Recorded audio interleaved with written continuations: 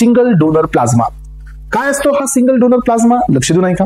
Single donor plasma should be separated from the whole blood. हा जो plasma असतो हा होल ब्लड पासून आपण सेपरेट करतो at any time up to 5 days. So up to 5 days. So कधीपर्यंत? After the expiry of the whole blood.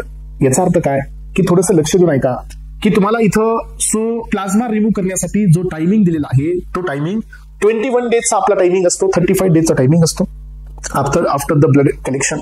स्टार्टिंगच्या लेक्चरमध्ये आपण याच्याबद्दलचं डिस्कशन केलं एस्पायरन्स. सो मग 21 days नंतर 5 दिवस तुम्हाला एक्स्ट्रा मिळत आहे. येस, तर आपल्याला जवळजवळ ब्लड एक्सपायरी झाल्यानंतरही 5 days एक्स्ट्रा मिळत असतात प्लाझ्माला कलेक्ट करण्यासाठी. याचा अर्थ प्लाझ्माचं जे कलेक्शन आहे हे कलेक्शन होत आहे. सो होल ब्लड पासून at any time up to 5 days after the expiry of the whole blood. Whole ब्लडची जे स्टोरेज एक्सपायरी झाल्यानंतरही आपण आफ्टर 5 days यांना आपण काय करू शकतो? सेपरेट करू शकतो. यानंतर पहा, the plasma separated after the 5 days of the expiry date will be used only for the fractionation. So तुम्हाला माहित असू द्या, सो आपण फ्रॅक्शनेट करतोय आणि याच्यातून या प्लाझ्माला आपण सेपरेट करतोय. Single donor plasma is a plasma obtained by the plasmapheresis from one donor.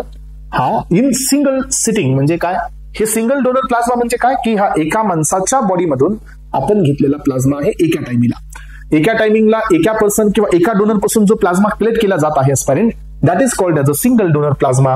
So typically हा किती असतो? 400 to 600 so of the plasma. पाठीमागे आपली चर्चा याच्यावरती झाली होती पहा की प्लाझ्माचा व्हॉल्यूम किती असतो, तर हा असतो या ठिकाणी 600 to 800 so of the plasma.